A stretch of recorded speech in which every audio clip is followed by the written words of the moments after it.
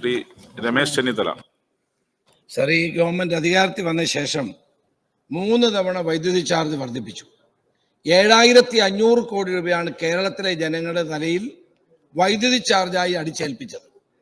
ആഭ്യന്തര ഉൽപാദനം വർദ്ധിപ്പിച്ച് ഇവിടെ എല്ലാം ഭദ്രമാണ്, മന്ത്രി അഭിനന്ദിച്ചു എന്ന് പറയുന്നവർ 4 രൂപ 29 പൈസയ്ക്ക് പെർ യൂണിറ്റ് കിട്ടിക്കൊണ്ടിരുന്ന UDF ഗവൺമെന്റ് കാലത്തെ ദീർഘകാല കരാർ റദ്ദാക്കി 10 രൂപയ്ക്കും 14 രൂപയ്ക്കും പെർ യൂണിറ്റിന് വൈദ്യുതി വാങ്ങി കേരളത്തിലെ ജനങ്ങളുടെ തലയിൽ ഇരുട്ടടിയാണ് നൽകിയത്. സാർ, ഇവിടെ ആ ദീർഘകാല കരാർ എന്തിന്റെ അടിസ്ഥാനത്തിലാണ് റദ്ദ് ചെയ്തത്? അദാനി, ജിൻഡൽ തുടങ്ങിയിട്ടുള്ള ഇന്ത്യയിലെ കുത്തക വൈദ്യുതി ഉൽപാദന കമ്പനികൾക്ക് കേരളത്തെ കൊള്ളയടിക്കാനുള്ള അവസരം ഏതിന്റെ അടിസ്ഥാനത്തിലാണ് ഈ ദീർഘകാല കരാർ റദ്ദാക്കി നൽകിയതെന്ന് അങ്ങയിലൂടെ ബഹുമാനപ്പെട്ട മന്ത്രിയോട് ചോദിക്കാൻ ഞാൻ ആഗ്രഹിക്കുകയാണ്.